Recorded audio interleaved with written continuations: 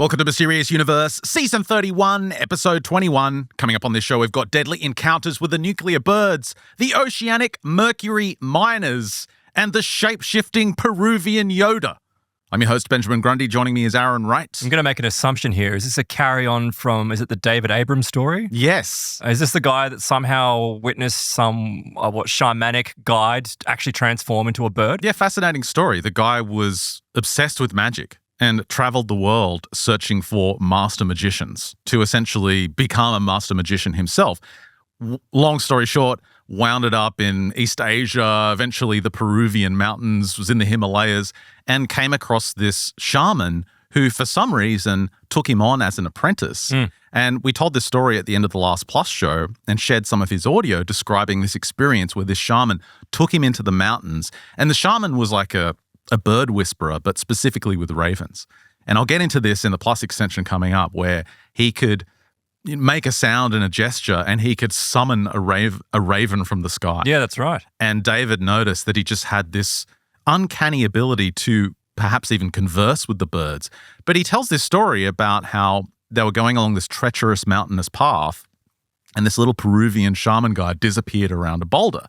And David kept on going, and when he got around the boulder to the other side of the path, the shaman had vanished.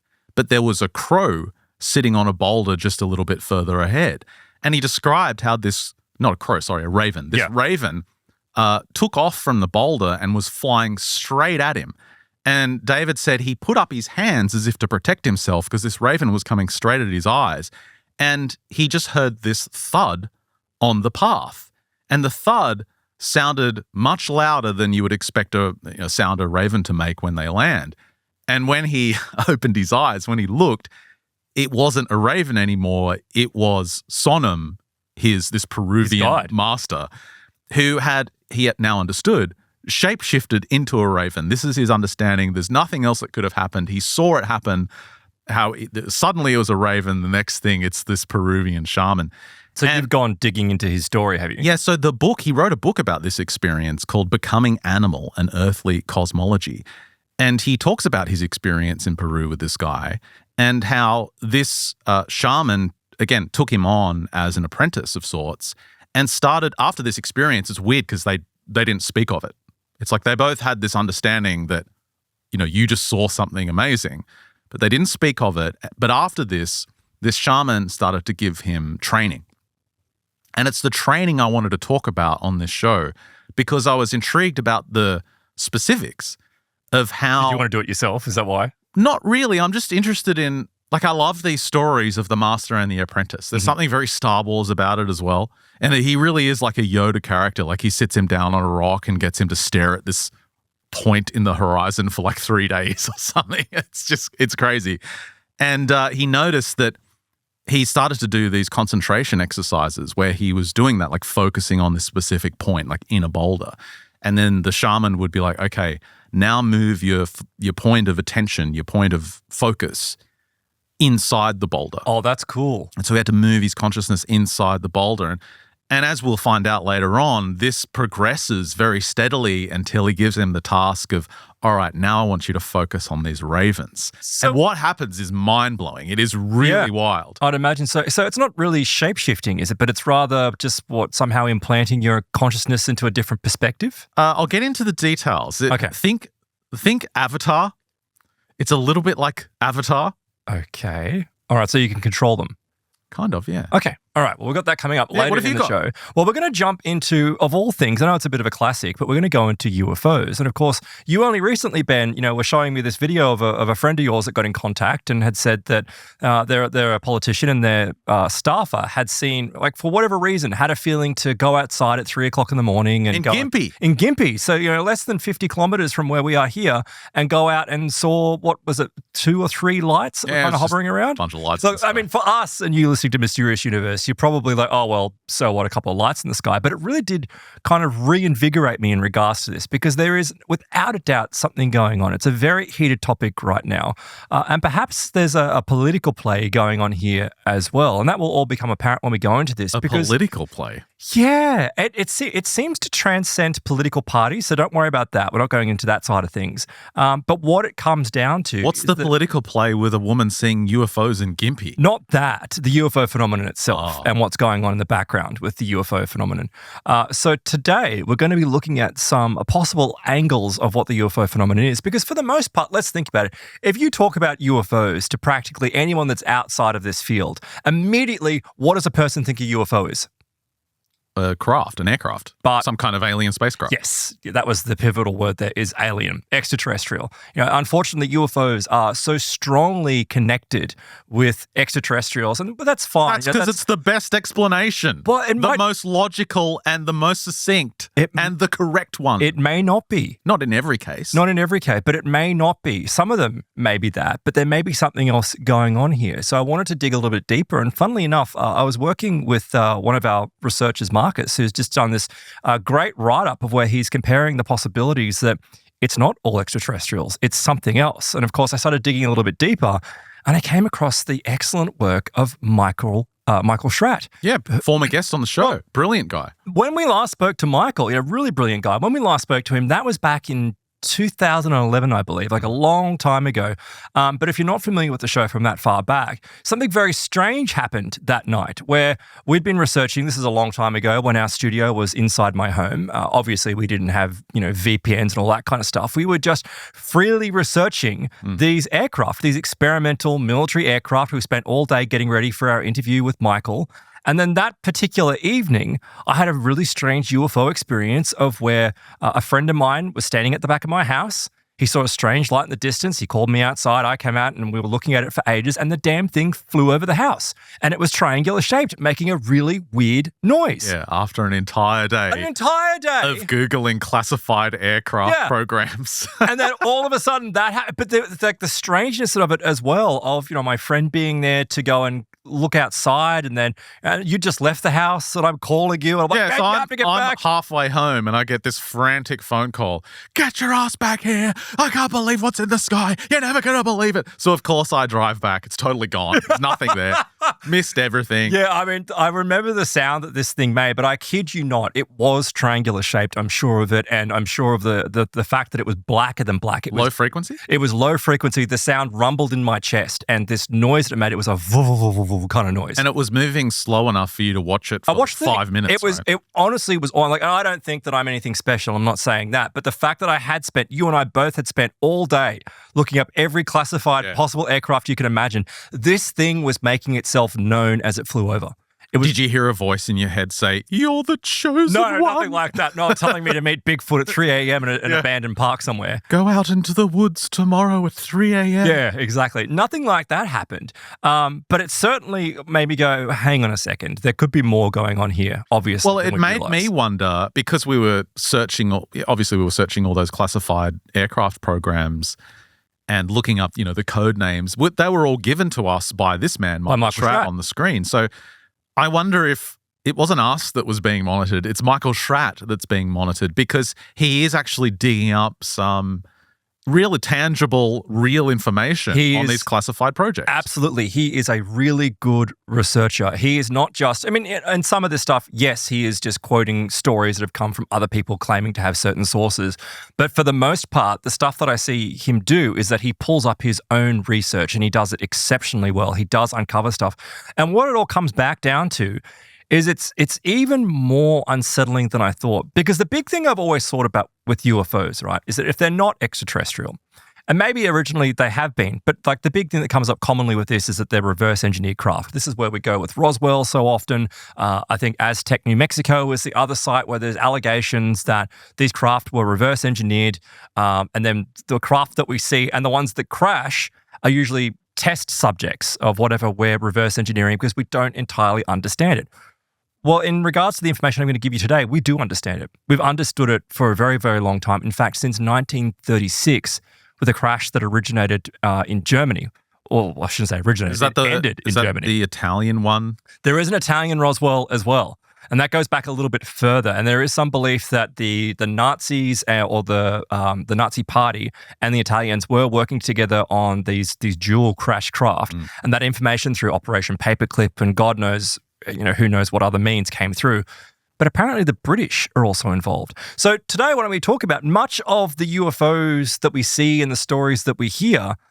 They may not be UFOs at all. They're just highly advanced, highly classified aircraft. And I want to give you a quote because this is what made me go, I think that there is something to this. When it comes to Black Ops special access programs in regards to this kind of research, Michael Schratt, and I don't include this, but we will go through some of his presentation in a moment. Michael Schratt puts up this graph showing just how much money had been spent, back in the 80s, the Reagan years and this kind of stuff. You had, like education, it's a tiny little kind of column on a graph. Then you had agriculture, it's a little bit bigger once again. Oh, yeah, this big black hole like of 3 times the size. You've got the Black Ops special access programs. That's just how much money is going into these programs. Billions and billions and billions, if not hundreds of billions, and this is back in the 80s. So imagine where we are now, the amount of money that's going to this stuff. And there was a couple of quotes that apparently came out from locations like people that were anonymous, but were working for locations like Skunk Works, Lockheed's Skunk Works, Boeing military contractors, all these people that are within the military industrial complex that are working in these aviation industries. If you make a mistake, it doesn't matter. They'll just throw more money at it. And you can do whatever the hell you want and you just keep on getting more money. There's no congressional oversight. There's no way that anyone can get any information about it whatsoever. So you can do whatever the hell you want. And even if you know fundamentally that what you're doing is scientifically wrong or the science that doesn't back it up, they can keep going down that path, spending as much money as they want because they have a never-ending resource of taxpayer money to be able to fund this. Can you remember any of the numbers? Because there's Aurora. You mean the No, I'm trying to think of the famous Pentagon report on from Rumsfeld. Oh, that was five. Was it $5 trillion? $2.3 trillion missing from the Pentagon. I love that. There you go. Isn't this just because the government is so inefficient? Look, and I would go with that. You know me. I would say that the government is just so incredibly stupid. No, it's not. There's more to it. That obviously would play a part that the government is extremely inept and inefficient. That gets you like 2 UFOs. That's exactly right. This stuff has been going on since the end of the Second World War, and there has been factions that have been warring about this for a long time. So what this all comes down to, it's not about secrecy, right? It's not about keeping these programs secret because you're trying to protect your country so that an enemy country doesn't know what you're doing. It's about the fact you don't want the money gravy train to stop. I read that they spent that $2.3 trillion on one incredible reverse-engineered UFO, but then they needed a diverse pilot, and this woman just flew it into the ocean. Like, I'm sorry, but it's in the classified reports. She was fine, but the aircraft was lost. Look, I would say that's happening today. I don't think back in the 80s that was happening, but yes, today. Maybe that's why. Maybe that's why the government is actually coming forward with all this information, because now they've got these diverse pilots. There are going to be more crashes. They're going to cover it up some way. The AI isn't that good to fly them yet. Look, a lot of the most likely scenarios for UFOs is not extraterrestrial. It's actually top secret military experimental vehicles. And there's a few quotes that are around out there. Lockheed Skunk Works CEO Ben Rich, he's the one that made the claim, look, we have the technology to take ET home. Anything you can imagine, we've already got. But this is all hidden away. Now, apparently, Michael Schratt points out that there was some irritation amongst people in this field that were quite ticked off that technology was not filtering down to the civilian era. Right. Into the civilian, realm, really. Yeah, the people involved with the projects could tell the potential this would have for the rest of us, and they were expecting it as well to be slowly introduced. It just never appeared. Well, there was one particular point, and this will come up with a case I'll describe later on, but there's one story out there where the United States Air Force was involved in developing a saucer-shaped aircraft, but it was jet-powered, like conventionally powered, but saucer-shaped. There's images of it out there online. You can find the Canadian one as well, the Avro car or whatever it was called. It's far more advanced than that, but yeah, essentially it was like it looked like a classic 1950s style flying saucer, except it was like, if you could imagine a plane kind of like placed on top of it, and then you've got this big saucer around it. And this was flying over Florida. There was one particular point, I think it was in the late 1960s, where apparently they were ready, the Air Force was ready to do this big write-up on it and announce it to the world that, yes, we'd actually developed these aircraft. And while they were certainly unique and different, they were nothing special, but it was kind of going to be, it was very much an intro, possibly, to what had been happening with the aeronautical research in the background. Oh, I see. You make a few novel wing designs to Yeah. To kind of tell the public, look at the progress we made, and here's the final. Yeah, here it is. And then that was the one that was crashed into the ocean. Well, no. What happened was that apparently it experienced some type of, maybe not the ones that we're going to talk about, but a craft of similar design did experience some type of problem.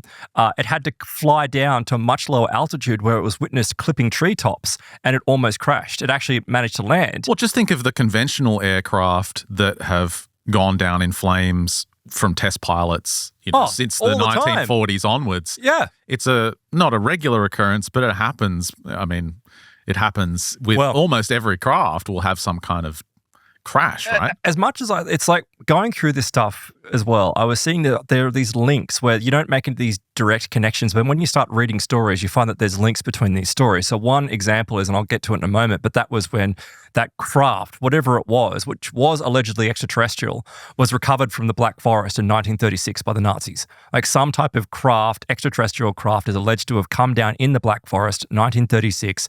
The Nazis obviously deployed their scientists to it. I believe by the end of the war, it was reported that there was something like 64 scientists working on this. And they reverse engineered it and they took this technology. But one thing that was stated about it is whatever they developed, it flew very low to the ground. They couldn't get it to reach a certain altitude. They couldn't get it to fly higher. Now, that information allegedly somehow filtered through to the Americans. So in the 1960s, when they're designing a very, very similar craft, allegedly, this thing couldn't fly very high, and it ended up coming down over Florida, skipping over the treetops and landing. But this was seen by multitudes of witnesses. So is it somehow that the Americans had developed or had enhanced this technology, but it experienced a malfunction, causing it to come to a lower altitude? This apparently, though, happened, this particular incident, which I don't have the exact details. Oh, that's the Hanbao, I think, craft you're showing on the screen there, Ben. Haunabu, whatever whatever it is, yeah.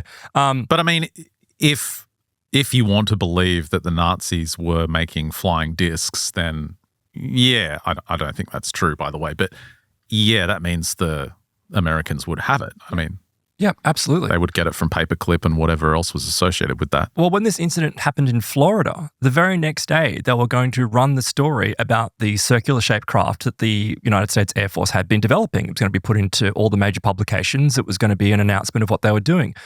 Because so many people saw this craft, they decided to pull it, and they didn't release the information at all. So I'm like, why would they do that? Why would they not continue with the release of that information and say, oh, well, we experienced a malfunction? It was because I have a feeling that whatever that craft was, it was a significantly more souped up and advanced version than the ones that they were going to release to the public, which is just a conventional aircraft. And when we'll start talking Got any evidence to back up these wild planes? I have none of that. But what we do have is Michael Schratt. And Michael Schratt will be able to provide more evidence for us as we get into it. So I want to play some of his videos in a moment. But some of this information also comes from something very interesting where, it really is a case of, interpreting what people in power say and reading between the lines. But there's a great example that came from the Reagan diaries, which was, from President Reagan. 2009, this book was publicized and released. But there's there's a piece, an entry from his diary from April 1985. And he wrote in there, lunch with 5 top space scientists. It was fascinating. Space truly is the last frontier, and some of the developments there in astronomy, etc., are like science fiction, except they are real. I learnt that our shuttle capacity is such that we could orbit 300 people, right? Now you can go, huh? Yeah, 300 people. Is that because he saw a blueprint or some projected design or something? Allegedly. Yeah, this is what I'm saying. It's about interpretation. What are you going to infer from this? Schratt points out, he's like, well, surely he wasn't suggesting that you could put 300 people into the cargo hold of a shuttle and send it. Maybe that's what it is. Maybe, but that seems to be very unlikely. But when you start looking into that doesn't make sense because the space shuttle had to be attached to the launches to get it up into orbit. And if you imagine a space shuttle that could take 300 people, you're looking at like a Boeing 747 size absolutely aircraft. Yep. Is there a rocket that could lift that amount of weight? That would not. I guess you could imagine him seeing some NASA prediction where it's like if we get 20 boosters and put them on, we could get it up. Well, he may have been referring to, and we'll just jump into the video now. He may have been referring to a program known as the Star Raker. Ah. So just bring up number 1 for me. Should I actually play it? You should play that. But that you're bringing up my photo. I'm loading a photo. I'm loading a photo. Well, we can all listen. Everyone, listen to this photo. Artist impression. Star Raker go operational. Is this what Ronald Reagan was talking about when he talked about the capability of orbiting 300 people? Obviously, he wasn't talking about putting those people into the shuttle cargo bay. This was a proposal for a 1979 single stage to orbit high-lift wing orbital launch vehicle, 310-foot length, 360-foot wingspan, capacity of 200,000 pounds for the cargo, and it was powered by 10 high-bypass turbofan ramjets, 3 liquid oxygen and liquid hydrogen rocket engines. So this could have been something that we as the general public were never clued in on, but Reagan may have actually been given a briefing. Look what they took from us, Aaron. Well, I'm pleased that you mentioned there the jumbo jet, because in that depiction there, that drawing that Strat puts up on the display, it's showing that craft next to a jumbo jet, and the Star Raker is considerably larger. It looks like a spacefaring Concorde. Pretty much, yeah. That's the best way to describe it. Now, apparently, that was shelved at one point, but was it though? Is there something going? Although, again, it's still powered by what appears to be relatively conventional engines, right? But some of the technology obviously is different. Now, I was saying 1936 there earlier. It was actually 1935 that craft crashed. But that was the disc, which was approximately 25 feet in diameter, that the Nazis were building. Apparently, it was capable of seating up to 8 pilots. And some researchers claim that the disc could reach 8 pilots, and that the disc could reach speeds of 3,000 miles per hour, but it was limited to very low altitudes, much like the craft that was allegedly seen crashing or clipping the trees in Florida back in the 1960s. So then there was a book published called The Occult Connection, Unidentified Flying Objects by Ken Hundal. And he related an account of this crash in 1936, right? He insists that this craft was taken to Wewelsburg Castle, where they started constructing these craft. And there's a quote that, and you pointed out just before, Ben, but it's like, if the Nazis were developing or building UFOs, surely they didn't have the time. Surely they didn't have the resources to do this. But apparently, I guess you can't really say that this is a conclusion. But when the Nazis first got into the war at the end of the 1930s, they had 57 submarines, right? 57 standard submarines. By the end of the war, they had constructed almost 1,200 highly advanced submarines that had the most advanced technology that was capable of anything at the time.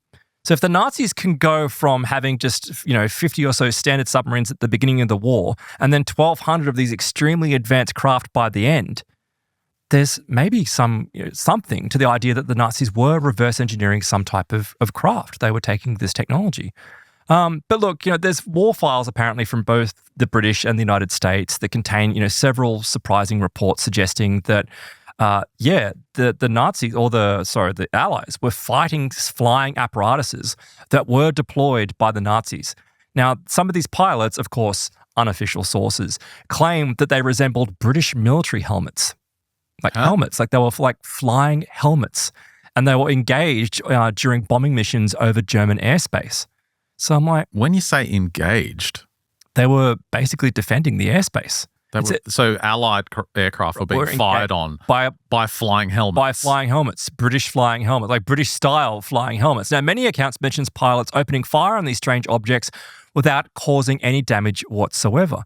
Now, this might come to the technology the craft is actually using, in which it warps gravity around the craft. And according to some of the research that's been conducted by Schratt, there actually were craft that had specific types of gravity-altering system drives, propulsion drives, that would affect inertia, but would also, in warping the gravity, potentially make them invulnerable to standard weapons attack. You got a clip for these flying helmets? I do. I'll come back to that. Old black and white footage. I'll come back. I just want to, because I want to set it up for what's going on here with the Nazis, because it seems like this is actually quite integral to what's occurring here. So on October the 14th in 1943, you've got Major R. Holmes of the British Air Force.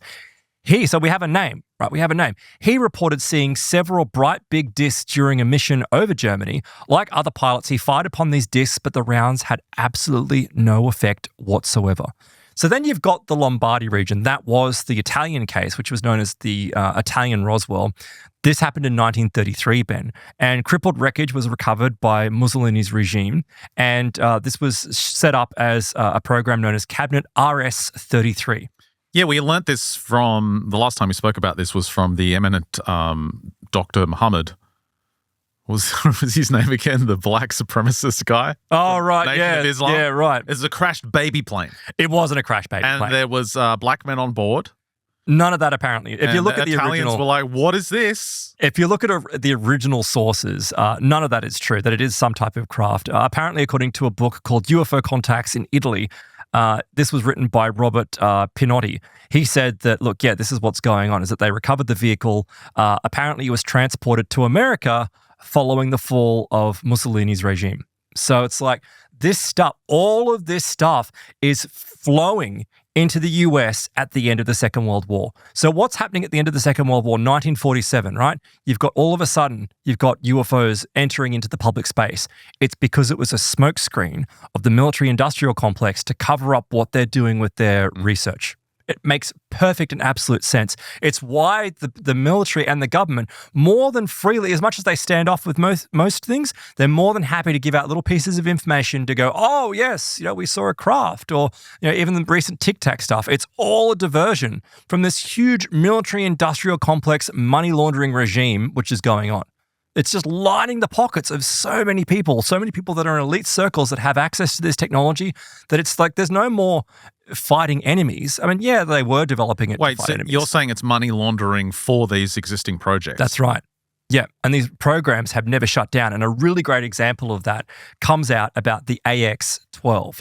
So the A12 aircraft, this was really interesting. This was shut down, this program, was shut down allegedly by Cheney, I shouldn't say allegedly, it was. This program, although we don't know exactly what the program was doing, was engineering basically wing-shaped craft, triangular-shaped craft. And there was 2 production lines that were running. Now, Cheney shut it down in 1991, so definitely a reliable person to know. There's nothing dodgy going on there. But it looks like the Blackbird, according to the Wikipedia here. Yeah, the SR-71. This is a different aircraft altogether. Okay. This name may have been reallocated to the SR-71 or to this Blackbird style craft. These ones, and you'll see an image of it in a second. But basically, these programs were shut down. Nothing else is to be said about it. It turns out that there were dual programs, parallel programs running at the same time. There were 2 production lines. The second craft that they ended up calling the AX-12 wasn't shut down, and they continued production of it. Take a listen to what Shred has to say. This is a letter written to a colleague of mine by the name of Lee Graham. This is from Armin Victorian, date December 30th, 1992. And he says, Section A, Navy's A-12 prototype was completed and flown by Lockheed. 2 other sources have confirmed from General Dynamics that right around 1990, Lockheed basically picked up the pieces of the A12 Avenger 2 program from General Dynamics.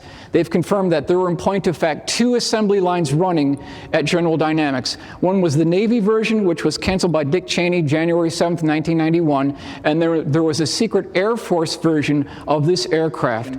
And that is the AX-12 Air Force version of the A12 Avenger 2, which is completely black.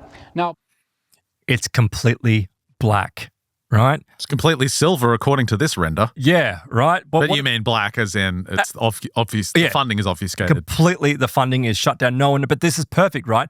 People started getting close because people started seeing these wing or triangular shaped aircraft that were flying around. The military starts to hint, oh yeah, we were working on it. And they had, on this particular craft, they had spent billions and billions and billions of dollars, and then it just abruptly shut down. And in fact, there were whistleblowers. There were people saying, we've developed all this technology and we just abruptly stop. It's just finished. But it didn't finish at all. It continued. And this might be in connection to why people are actually seeing these triangles flying around. Not this particular craft. This is a precursor to what they continued with their research. This could be connected to what you saw. Maybe. Over your house. That's right. But this is still using a reasonably conventional engine, right? It's using an engine which we would be familiar with. The engine that I heard, I mean, I'm not an engineer, but whatever I heard, it was unlike any engine I've ever heard before. Can you make the sound? It was just like a kind of noise. And it wasn't like a wow, wow, wow. No. It had the kind of sound to it.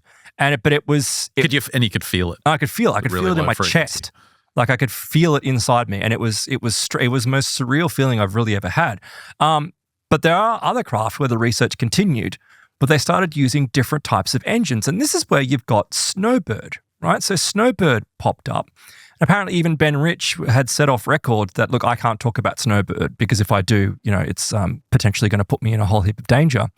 But this is where they started developing, for the sake of defending against nuclear attacks from the Soviet Union, an aircraft that would be capable of flying at such an altitude that it could take off from, somewhere just outside Area 51 or Area 51, that region, could fly all around the world in a matter of hours, if less than that, and then would be able to arrive back after flying over the Soviet Union and getting reconnaissance and knowing it. But at such a height, I think it was like, from what I recall, it's like 90,000 feet. Again, all of this makes sense for them being connected to the SR-71. That's right. And when you just do a quick Google of the Snowbird Lockheed, it's everything that comes up is SR-71. Yeah. This is all stuff which is in the public field, obviously. This is stuff that's coming from people working inside the field. But allegedly, the Snowbird was powered by a new subcritical nuclear reaction propulsion system. Right. So let's take a look at this. This took place May 30th, 1991. John Andrews, who we mentioned before, put in a telephone call to Ben Rich. And this is something that Ben Rich volunteered. He wasn't prodded by John. This is something that Ben Rich came up with. This was published in the 1993 OFNI World Almanac. So I want to give you the source of where this came from. The Spanish translation to English here is, if I were to use the word snowbird, I would be in jail. What is Ben Rich talking about? What could be so secret, so classified, so unacknowledged that Ben Rich would get thrown in jail for even using the word snowbird? I mean, what's actually going on here? It turns out in 1982, Pratt & Whitney, who has a long history with Lockheed because they developed the J-58 that powered the SR-71, they developed something called a magnetohydrodynamic drive, also known as an MHD. Couple of quick points. Utilizes electric and magnetic fields. So this is not an engine, ladies and gentlemen. This is a drive system. There's no moving parts. It probably is the propulsion system for Snowbird, developed by Pratt & Whitney in 1982. Speeds above Mach 20. Wow. So how is this powered? Suggestion is that it was powered by two subcritical nuclear reactors that would provide power for this magnetohydrodynamic. And Wired reported in 2018 that it is real and you can build one. You just need a battery, a magnet, some wires, and a quasi-fictional submarine drive. Right. And shove it into a triangular-shaped craft and fly it over my studio or my house at the time. See, this is the thing, right? This sounds like it's absurd and it's insane, but these technologies are out there. And this is what a lot of people say. They see these really strange craft. They don't behave like conventional craft, but they're probably not alien. They're probably not extraterrestrial. They're probably ours because they fly them all the time, according to these sources. Because what else are they going to do? They have to test them. They can't just, start using computer models. They actually need to put them in the air. Let's be clear, though. When you say they're probably not ours, we're talking about a very specific subset of sightings. Yes. You're not saying the whole phenomenon. I'm not saying everything. We're talking about a small percentage of these sightings are probably ours. I think when you're talking about something making right-angle turns at Mach 20, that's probably not something that's ours, right? If you're seeing a glowing ball, these Navy pilots talking about these floating cubes, that's probably not ours. Yeah, even the Tic Tacs, they're probably not ours either. Like they're behaving in a certain way. I'm sorry. See, what could be possibly going on here as well is that there is, and this is where it becomes even more complex and difficult to start talking about, is that there is already an extraterrestrial presence on Earth, and these black budget projects are essentially building craft to compete with them. Because they're not making themselves known for whatever reasons. They have their reasons, but we still need to defend against them. But if it were to get out that it's not just about the money, if it were to get out that there was an extraterrestrial presence which is dangerous to us and that we're not doing anything about it, there would be uproar.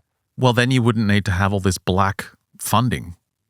Everyone would support it. That's a good point. Yeah, that's a good point. So where did it come from? Well, it comes from the two locations. It comes from the Nazis, and Schratt describes this. Just play number 4 for me, please, Ben, just so we can set the scene as to what occurred. And take a look at this image, right? By May of 1945, Adolf Hitler had 62 of the scientists associated with the Bell program murdered.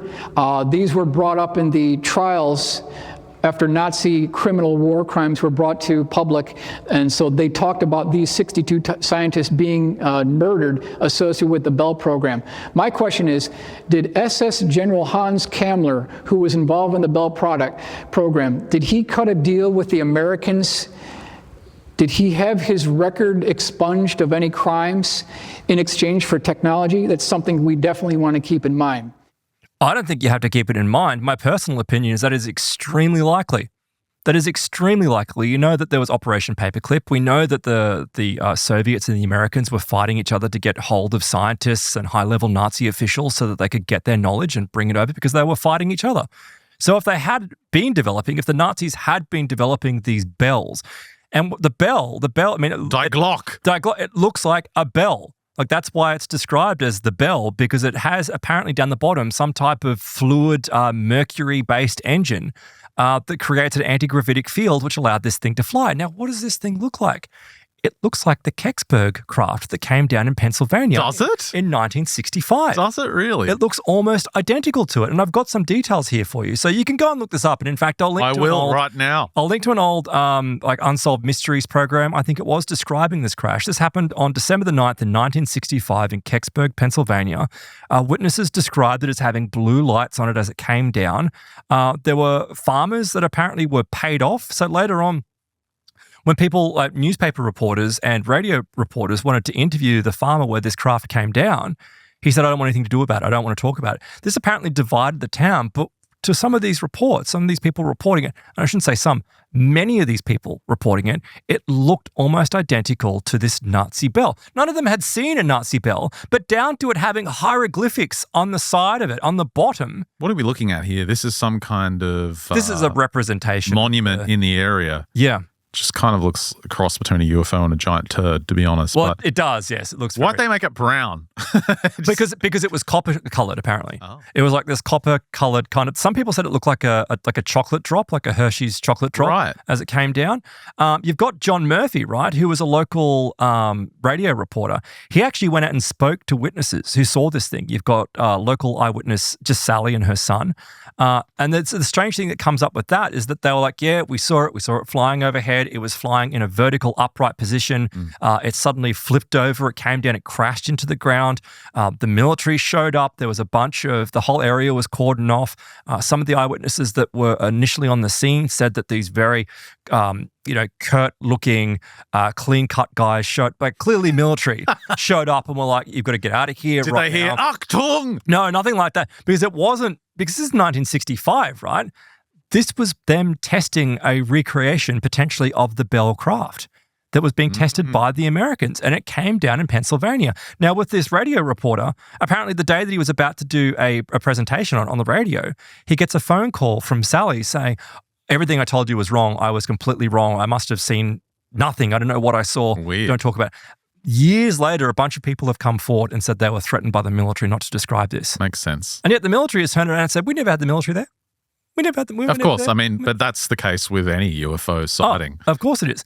But it wasn't just the Americans. It was the British as well. The British were sucking up huge amounts of this information before they gave it to the Americans. Take a listen to what Michael Schratt has to say.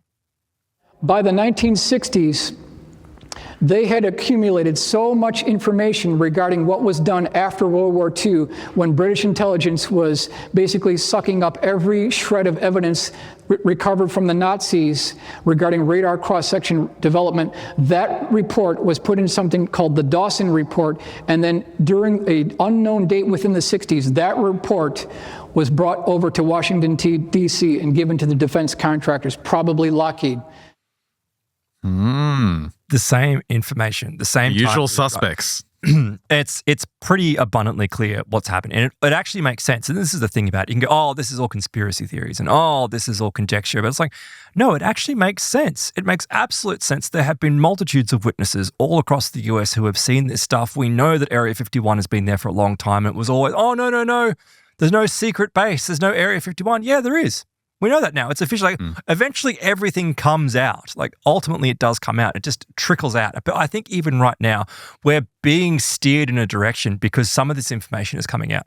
I saw a meme the other day that said the crazy thing about America is every 50 years they release a bunch of documents that says, you were right about everything. Yeah. What are you going to do about it? Yeah, it's pretty based in that sense. Like, yeah, what are you going to do about it? And you're right, nothing ever happens, right? Nothing ever happens. Is there a story where one of these bells crashed and a sticker came off and there was a swastika underneath?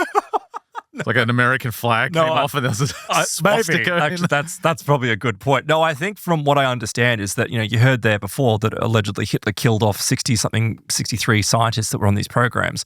I have no doubt that they would have blown up and destroyed any of their research facilities. Like all of that would be gone. But of course, the information is there, and that's how they would have gotten it through people, through scientists. Well, the smart ones hid their research and hid their inventions so that they could use it as bargaining leverage with the Americans or the Soviets. Yep. And they did. And they absolutely did. Wasn't that what von Braun did? Didn't he have a bunch of a document stash somewhere, and it was top secret, and he used it as a negotiating leverage? Yeah. But the problem is whenever you start doing this kind of stuff and it's all secretive and it's hush-hush and this, problems start arriving that civilians get affected by this. And a really great example of this is the Cash Landrum case. You may be familiar with this case, but essentially Betty Cash and Vicky Landrum, they were driving along in the Piney Woods area of East Texas. It was December the 29th in 1980. These women were driving along, I think it was with Vicky's grandson, who was only I think he was like 12 to 13. Don't quote me on that.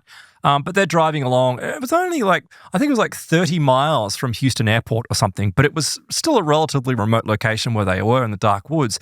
And this star-like light came down in the distance. And unfortunately, they were terrified, deeply religious women, both of them. They thought that it was the coming of the rapture. They were terrified by what they saw. And essentially this diamond-shaped craft bobbed down in front of them, and they got out of their vehicle and they were severely injured by it. In fact, I've got some old footage here of both Vicky and Betty describing what happened on that evening. One of the most intriguing cases that Schuessler and his group are investigating involves these women, Betty Cash, Vicky Landrum, and Vicky's grandson, Colby. In December of 1980, the three of them encountered an unusual object on the outskirts of Houston. We had been driving out this country road, which it is a very desolate area, and all of a sudden we seen this object.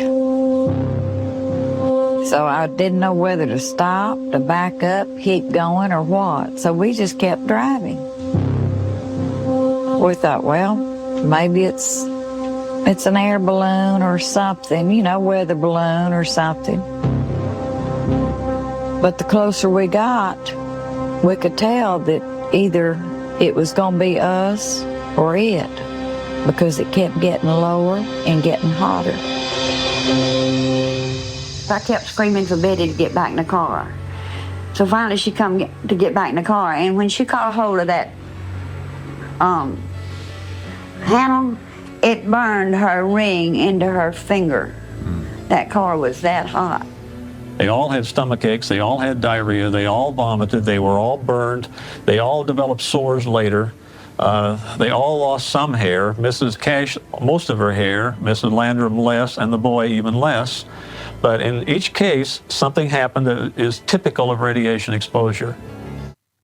Both women were exposed to radiation, and they suffered for it. And apparently, from what I understand, both of them suffered complications from it in their later life, which seemingly resulted in their deaths. Well, it's extremely contributed to it. Now, what's so contentious about this story is, and it's quite sad actually, because in that particular documentary of, and you've got Vicky there, who is the second woman talking, she actually breaks down in tears because she said she was ostracized by her community. She says, I couldn't go to the grocery store without people laughing at me. I couldn't go to church. And in fact, she said, because something was very important to her, her pastor came up to her and said, please don't come to church anymore, because of all the ridicule they were being subjected to. And what's so absurd about this, and you'll see this in this Imagine going up to her and she's got burns all over her. Well, they did. All her hair's falling out. She did. Sorry. Yeah. This behavior is unconscionable. Yeah, it was like... Can't come to church. Betty had burns up the side of her hair. Like, you could see it's like her hair had been burnt off. The side of the car was practically on fire and all the paint was stripped off it, and it's stuck to a ring. This is how hot it was. It was all coming from the exposure to this craft. Now, what happens in this story is that you can see there's these Chinook, these double header helicopters that are flying around. They claim that when this craft came down and it was kind of bobbing and it had, now in this particular image, it shows that it's like a white kind of flame coming out of the bottom. But they had reported at times that it was a yellowy red and sometimes blue flame that will come out. And when it kind of tried to take off into the air once again, it would send out kind of this, discharge of some kind. Now, whatever that was, we don't know, but we might find out in a moment what actually You're occurred. right, though. It doesn't really fit with the overall pattern of these UFO sightings. No, it doesn't. It sounds like some kind of exotic, but still generally conventional engine. I am convinced in this case, because this is where people go, they say it was a UFO encounter and it was being chased. No. It was being followed by helicopters because it was being monitored for a test because it was one of ours. And when I say one of ours, as in humanity's, this was a highly advanced aircraft test, potentially of one of these subcritical nuclear propulsion systems, which is why there was such an amount of heat that was connected to it. And as a result, as to why Betty and Vicky experienced radiation poisoning as a result of this. Now, if you play for me number 8, Michael Schratt says exactly the same thing. I believe that this was a test flight of one of our original NEPA programs. It was an early NEPA program.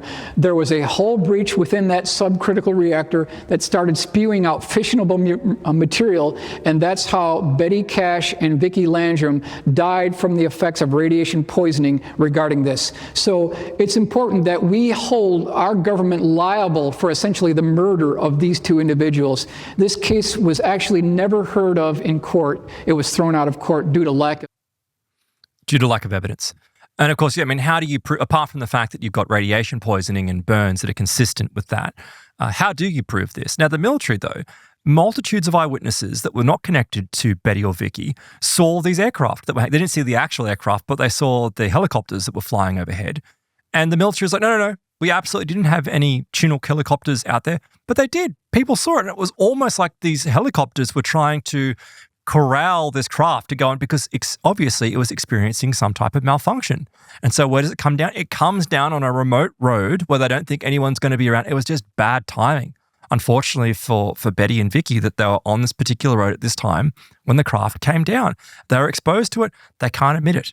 They can't admit it because then they'd have to admit to this highly advanced craft that they're testing, which is also a flying nuclear bomb, essentially. I mean, imagine if these things ever came down, like if this, and there was some type of critical reaction failure, or like you're flying around in a nuclear bomb, essentially. There's a big problem to this. Don't they have somewhere else they can test them? Well, maybe. Maybe you've got, there's Groom Lake, for example. There's other rumors out there of places that are Air Force bases known as mini Area 51. There's some of I don't know the exact location of where this is. I think there's one in Montana. So it is occurring, but for whatever reason, the thing is, these craft can travel at immense speeds, far beyond what conventional aircraft can do. So if there's a malfunction or something goes wrong with it, it probably can get well out of its test range quite quickly. And that would explain why it's coming down in these certain locations. But Michael Schratt actually describes the similarities between ancient, and this is important for what I'm going to be talking about in a moment, right? But you've got things like the Vimanas, right? And if you look into the Sanskrit records describing the what are they called again? Sorry? Vimanas. Vimanas, right? Bananas. Bananas. Yeah, I was just about to call them bananas. Vimanas. They are in the shape of this bell. They're also bell-shaped, right? And of course, they would be considered to be aerodynamic. Is this number 7? Number 7, please. I want to make a statement here. If you thought that all triangular UFO cases were the direct result of classified military aircraft, that would be incorrect. Now, how do we know this? Sightings of these triangular-shaped craft date back to 1890. Kelly Johnson, who formed the Skunk Works, he wasn't even born yet. So it couldn't be a Lockheed bird, right? It has to be something else. Now, when we talk about these liquid mercury plasma engines on the magnetic field disruptor associated with the TR-3B, that's the same thing we hear about on these Vimana aircraft that were 2,000 years before the time of Christ in the ancient Indian Sanskrit text. They talk about liquid mercury plasma engines with these Vimana type crafts. So this technology might date back much earlier than we thought. Is that the same technology that's used here in the Kecksburg Acorn that was recovered in Pennsylvania, December 9th, 1965? Is that the same technology used on the Nazi Bell, 1945? They had the same dimensions, the same configuration, the same bumper around the bottom circumference, the same strange hieroglyphic writing along the bottom. Both the bell here It also had these insulating bricks that were associated with test flights. Also, Joseph P. Farrell talked about how plants within the vicinity of test flights of the Bell turned to goo within 2 hours. Scientists who were near the Bell during operation died immediately. He also talks about how there's 2 counter-rotating drums that have a radioactive isotope of mercury called cerium-525. That may be some of the propulsion systems associated with the Bell.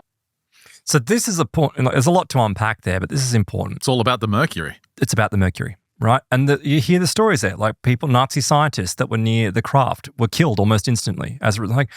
Again, Betty and Vicky seemingly got away, at least initially, okay. I mean, it obviously contributed to their deaths later on, but it seems to be the same technology. What I don't understand is these hieroglyphics that are around the base of these craft. Yeah, that kind of throws out the whole conventional homemade aircraft thing, doesn't it? And he points out there early on, and there's a book that, of course, that I'll link to, which I think is, it was on the screen there. I did include it in my notes. I'll put it in there, but there's a book that actually talks about triangular shaped craft, right? But he has this quote is that, look, they're not all military. And this is not what I'm saying, and I don't think that's what Michael Schrader's saying either. They're not all military. Obviously, they've come from somewhere, but some of them are highly likely to be military, but they've been reverse engineered possibly from extraterrestrial craft, but we don't understand the technology properly. And this is why they come down, they break down, they injure people, they cause problems, they cause radiation burns to people, because we're playing with technology that we haven't developed ourselves.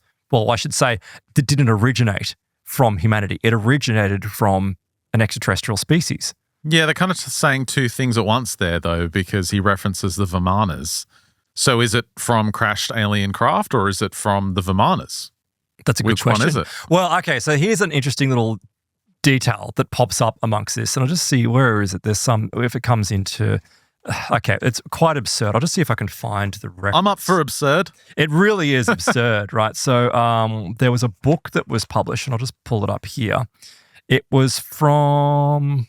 I don't have the exact source because I want to include the source for you. All these things that I'm describing, though, I will include books and references to in the show notes so you can check it out for yourself. Here it is. Okay. So the Black Forest UFO crash in Germany of 1936, right?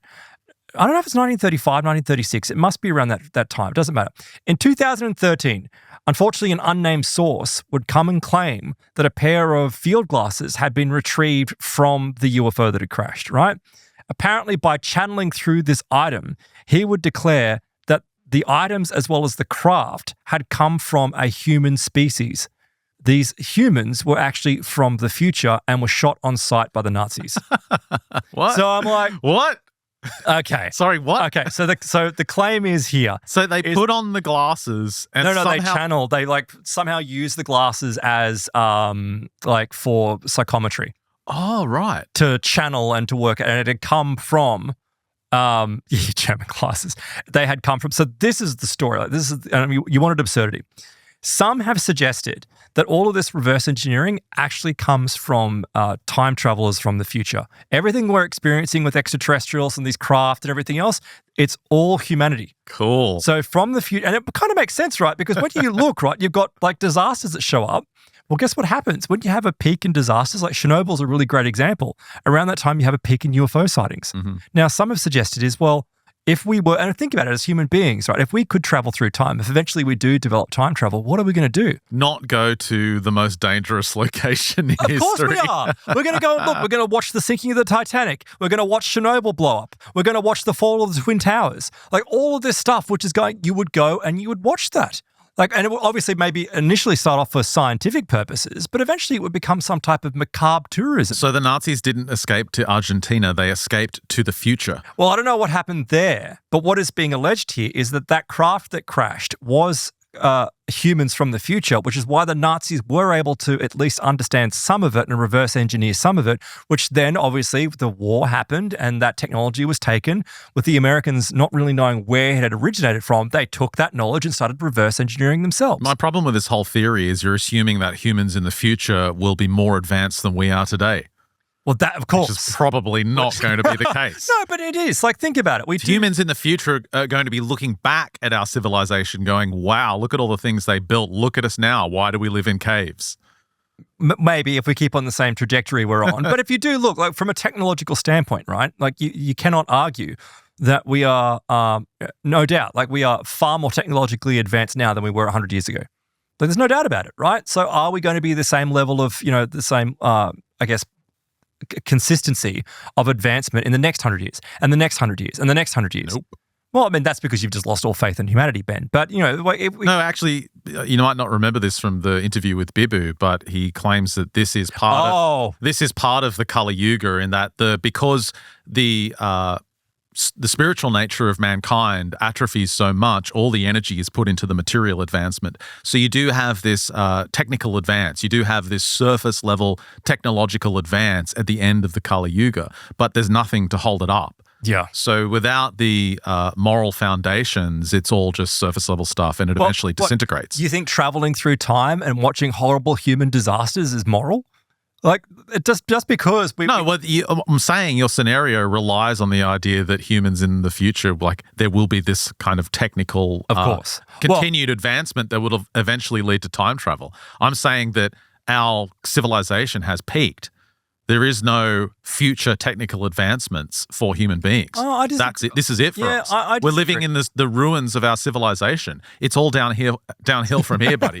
There ain't no space travel in the future. Do you want more black pills, Ben? When you showed that image from Michael Schratt, where he's got the airliner with this beautiful Concorde, beautiful ramjet thing flying into space with all these space tourists. Yeah, that's what people thought about the world and the future back in the 1970s, because we still had some sense of a civilization and, being a people, but that's all gone now. That's all been eradicated. So no one's even thinking that anymore.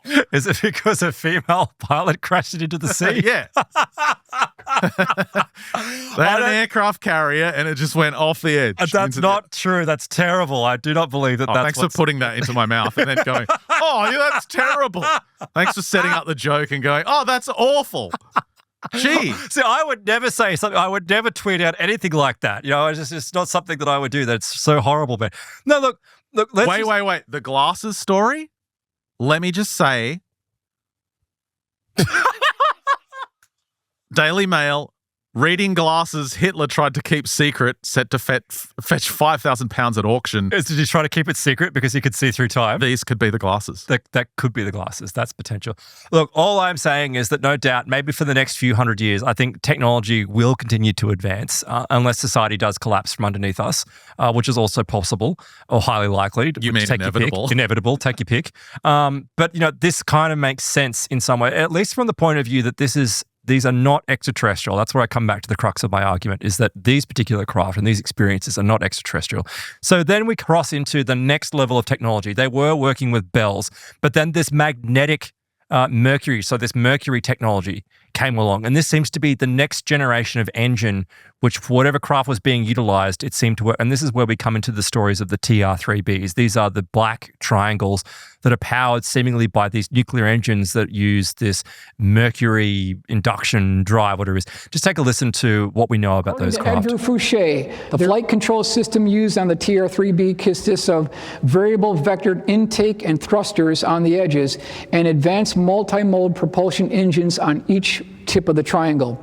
Two nuclear reactors serve as the power source for the magnetic field disruptor, also known as an MFD. The magnetic field disruptor utilizes a mercury liquid plasma, which is pressurized to 250,000 atmospheres and rotated at 50,000 RPM, resulting in a distortion or warpage of the localized gravity field by up to 89%. So in effect, what he's saying is that this MFD interacts with how gravity interacts with mass. So you could be doing 1,000 miles an hour, make a left-hand turn 90 degrees, and you'd only feel 11% of the G's. That's what he's talking about. He's not talking about anti-gravity per se, but a disruption of the gravity field. 3 prototype TR-3Bs were built. The craft exhibits a very low electromagnetic humming noise during operation. The craft incorporates electrochromic panels used for daytime stealth operations. So when you talk about electrochromic panels, what they're essentially doing is they're electronically transferring the image in what's in back of the craft to the forward portion, essentially allowing it to blend in with the background, basically bringing it invisible. So he's essentially describing cloaked, Mercury-driven anti-grav or gravity distorting aircraft. So when I mentioned earlier craft turning on a dime at 90 degrees, that's why he's saying it could be because it's not reverse engineered craft. Yeah, it's not necessarily a human created craft. A human created craft. It's not necessarily anti-grav, it's gravity distortion. But guess what that does also? It renders them immune to bullets, conventional weaponry, which is what was being described by the British soldiers or the British pilots during the Second World War with the craft that the Nazis were allegedly using. So is it if that's what the aliens have, how do we arm the Alien Hate League? That's a good question. What kind of weapons? We can't use these conventional weapons. What kind of weapons do we use? Well, I'm assuming some type of... Memes? Do we use memes? Memes could work. Memes might work, but I think some type of laser weapon would work. Hooked up to a small nuclear reactor or a large one. It doesn't really matter. But this got me thinking, right? So it's describing this Mercury. I keep on saying magnetic. Magnetic plays a role, but it's the mercury that comes out, right? This mercury fluid. It's been described in many people that have come forward with reports of this kind of stuff. But you know how we know they're ours? We know they're ours because essentially the back of the craft looks like it's got a fridge stuck to it. And you know in the old fridges, right? You don't see it anymore, but in old fridges, you'd see like the grid on the back that was used for cooling. Yeah. That's what you see in a lot of these craft, right? And it could be that they're pushing through these tubes and pipes and canisters. This is what they push the mercury plasma through. So just take a listen to number 10, please, Ben. This is a sighting that describes these tubes. Now, November 22nd, 1985, 15 miles northwest of Madison, Wisconsin. Very interesting case because of this interesting tube section on the bottom of this aircraft. But we don't only have the illustration, we've got the eyewitness testimony. It says the underside of the craft resembled, quote, the back of a refrigerator, like a collection of condensation pipes that ran back and forth. So keep that in mind kind of as we proceed here. I asked the question, is that what you would expect to see on the bottom of an alien spacecraft? I mean, really, I thought you aliens were 100 million light years ahead of us, and yet you're flying around in these vehicles that look like the back of a refrigerator? Someone's lying to you, folks. Someone's lying to you. I can assure you. He's right. They're lying. This is definitely human craft. And because there are multitudes of reports that are similar to this, of people seeing these pipes and tubes and cylinders that are all underneath and inside these craft. This is how you know that they're ours and they're not extraterrestrial. I just found the quote from the Sanskrit texts. Oh. Yeah, this is the translation. I don't know how accurate this translation is, but this is allegedly the quote from the Sanskrit Samaranganandra Sutra Adhara. Strong and durable must the body of the Vimana be made, like a great flying bird of light material. Inside, one must put the Mercury engine with its iron heating apparatus underneath. By means of the power latent in the Mercury, which sets the driving whirlwind in motion, a man sitting inside may travel a great distance in the sky. And then it says the movements of the Vimana are such that it can vertically ascend, vertically descend, move slanting forwards and backwards. With the help of the machines, human beings can fly in the air and heavenly beings can come down to Earth. Fascinating. It's these Mercury engines. So it brings to light some of the stories that we hear every now and again. You recall, of course, there's the Gosford UFOs that were reported by Moira McGee or investigated by Moira McGee back in the late 80s, early 90s, of where there was a craft that was seen by multitudes of people hovering over one of the lakes there or one of the waterways. Sucking it up, right? Sucking up water. Just keep that in mind as we describe this, or Michael Schratt describes this next case. Now, this is a very interesting case that I got from David Marler, who is the premier researcher in triangular UFOs.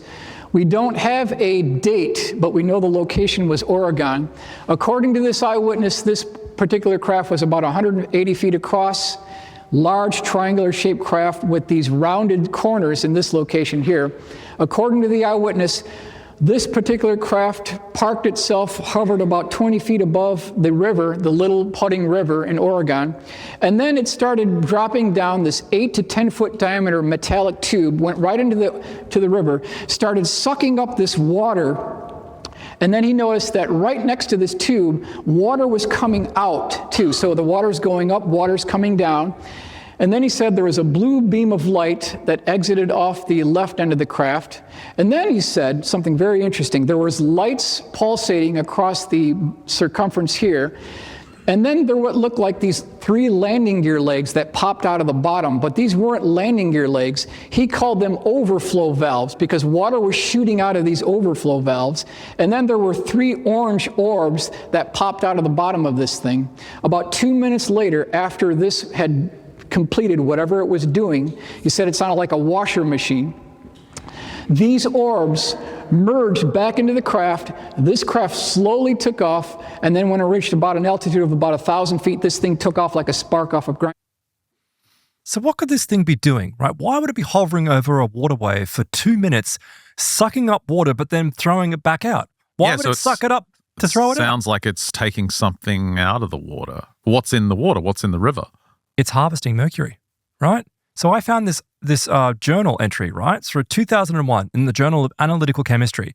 Oceans play a key role in the global mercury cycle. Now, it's extremely difficult to get mercury isotopes out of water, except in this report, if you bring up image number 2 there, Ben, and I'll link to the article if you want to read it, they found a way to precipitate mercury out of water, out of seawater. This is what are these craft allegedly powered through? They're powered through mercury. These craft are they're refueling themselves from the ocean through a technology that we seemingly have developed and we understand. We're able to suck the water up, pull out the mercury isotopes, put them into our propulsion systems, and away they go. It takes 2 minutes and it's done. I like it that it's from the American Chemical Society. And the researchers are Yulong Lu, Jubin Chen, Zhangfen Lu, Pengshu Guy. Yeah, we know they're captured.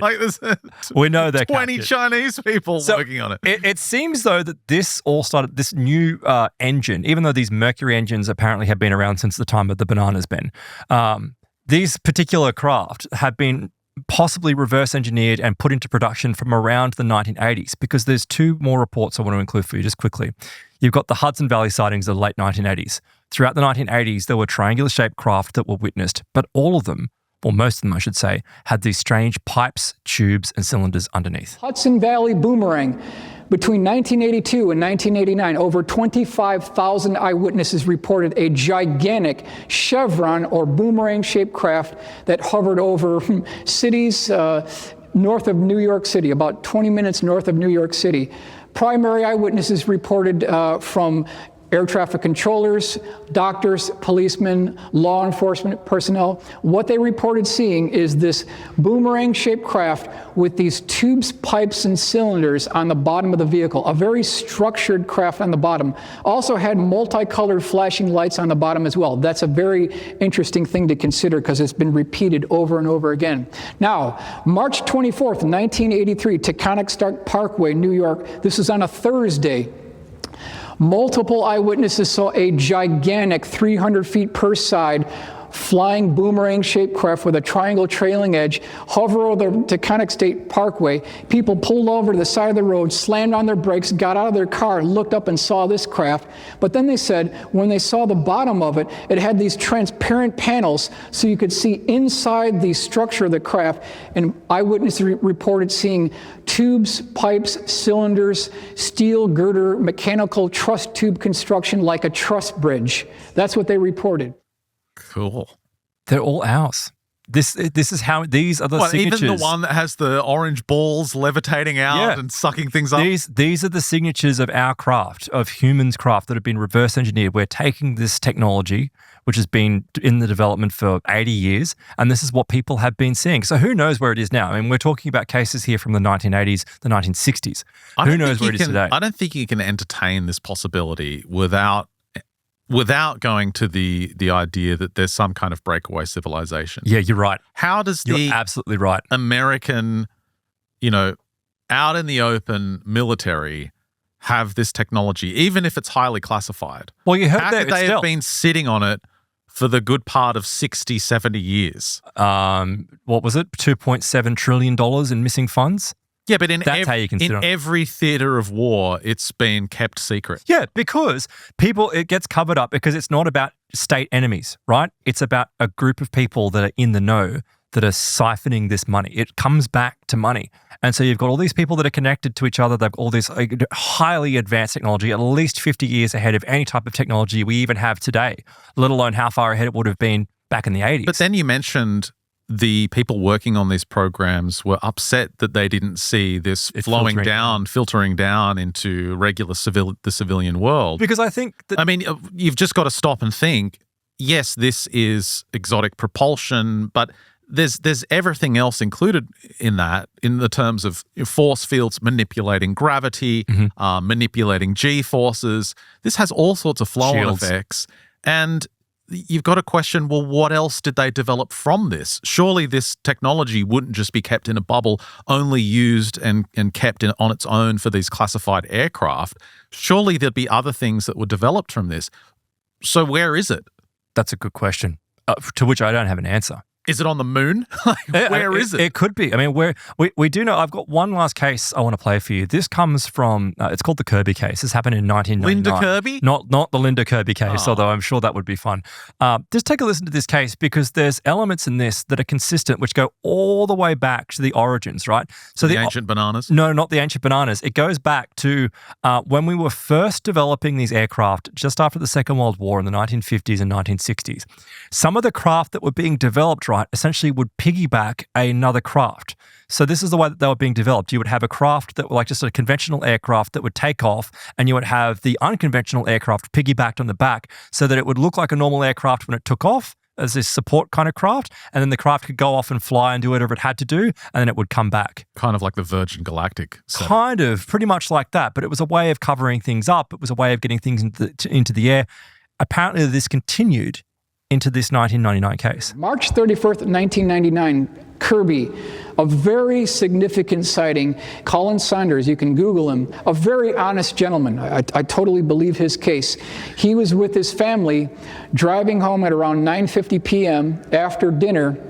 When they came across this particular craft, he saw the aft end of it first. It was tilted up at about 15-degree angle of attack on the left-hand side. And then he said the bottom of this craft tipped up, but it tipped up from the back end. And he said, he used the term that it looked like it was submerged underwater. That's how this actually moved underwater.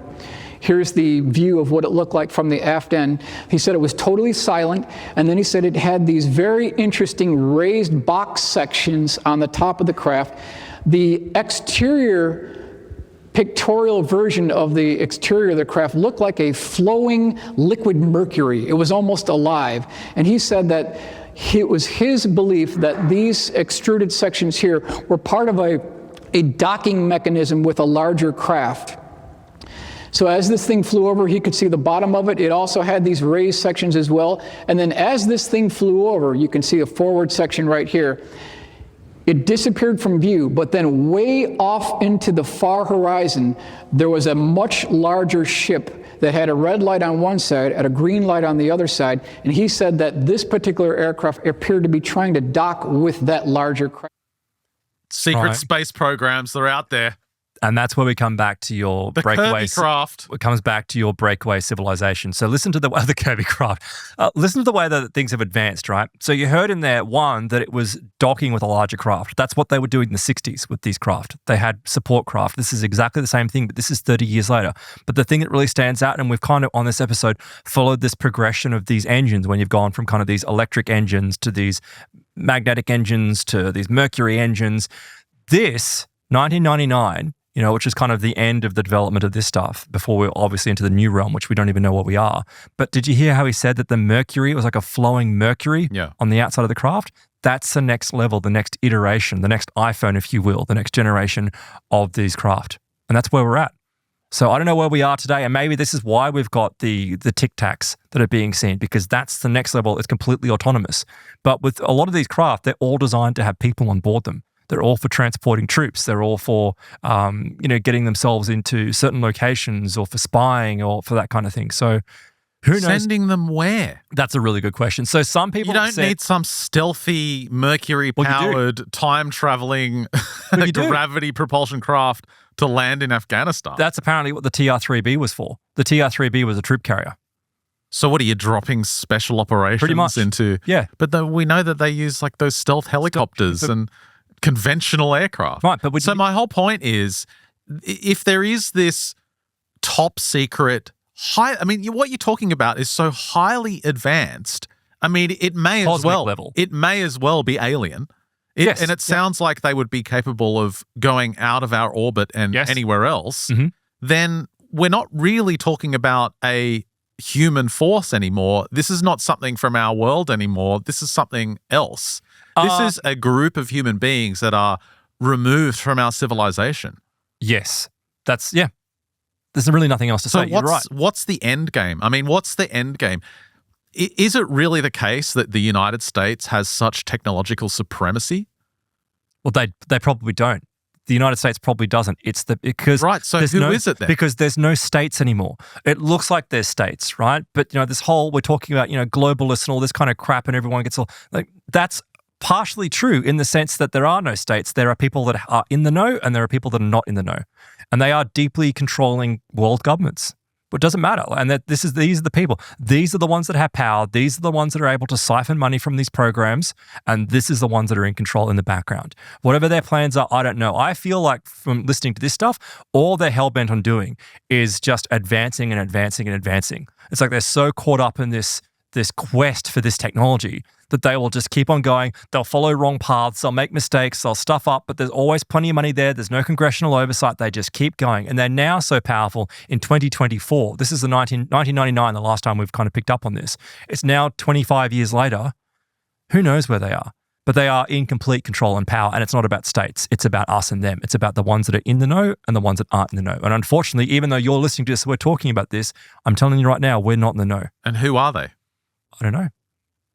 You need to update. You need to update the meme. Nepotism, the puppet meme, where it's like the alien greys controlled by the reptilians, controlled by the Jews. Well, I mean, I think it probably controlled by who's this other group? Well, I think it all started right. It started because you hear this, and you pointed this out, is that these people working on these programs were annoyed that it wasn't trickling down to the commercial world. It wasn't trickling down to civilians, and I think people went into this field with the greatest of intentions. But once you get power and money, people are completely different. People, no matter how good you are, people change.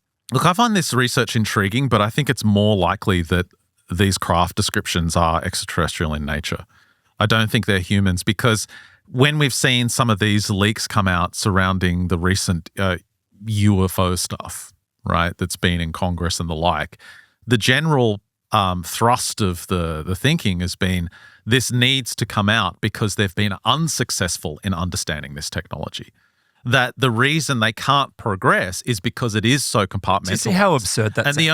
It's not absurd at all. The only way you can make breakthroughs in any kind of technology is having a vast amount of intelligence, a vast amount of minds trying to solve the problem. Maybe, but we've been seeing this for so long, for decades, since the end of the Second World War, and not once, they don't understand it, not once have they come out and said, oh, we don't understand it, let's publicize it so we can put the world's greatest minds together so that we can work this out. That's because the nature of it is alien. But what I'm saying is I don't think you can apply that to today either. Like you can't, like it hasn't happened. So why all of a sudden now would they go, oh, well, we don't know, so let's get all of our minds together and talk about it? I think that is some type of smokescreen. And guess what the military-industrial complex has always done? Put up smokescreens, ridiculed people, hoax things, made people look like they're making stuff up. The whole Cash Landrum thing, there was without a doubt the military was there. There's multitudes of witnesses and the military are like, no, we had nothing to do with it. No, it's complete garbage. No, I think this is basically it's business as usual. Let's just try and develop the best technology we can, and we'll keep it silent. And it doesn't matter if we make a mistake because no one's going to check on us. I mean, I like the idea of this breakaway civilization, but I keep coming back to the thinking of like, where do you go? Like, where are you set up? That's a good question. Are you in downtown Manhattan in your little Well, why your would you apartment? stay here? Like, what are you doing on Earth when the civilization is falling apart? Yeah, you've got your advanced flying saucer. Big deal. But Ben, maybe they don't think civilization's falling apart. They might be, raving lunatics that this is exactly what they want. There's very powerful people in this world right now that are happy watching the world burn. So they're smart enough to there's create a lot of this smart technology. People that do bad things. Smart enough to create this technology, but they're like, okay, well, there's high crime everywhere. Our cities are on fire. Yeah, they're probably happily living in San Francisco. And they're probably like the Jonah. Is it Jonah Hill? They're probably like the Jonah Hills of advanced, aircraft. Like their UFO keeps on getting broken into in San Francisco, but they got a free night. You've got all this advanced technology. You can fly around, defy gravity, go into the cosmos, but then on the weekends you're sitting in traffic in LA. Like it just doesn't make sense to me. Like, what are they doing? I don't know, and that's where we could, do an entire episode. What's the end game? Yeah, well, no one knows. Just build better flying saucers? Yeah. For what? So you can defeat China? What's the point? We're not at war with China in that world.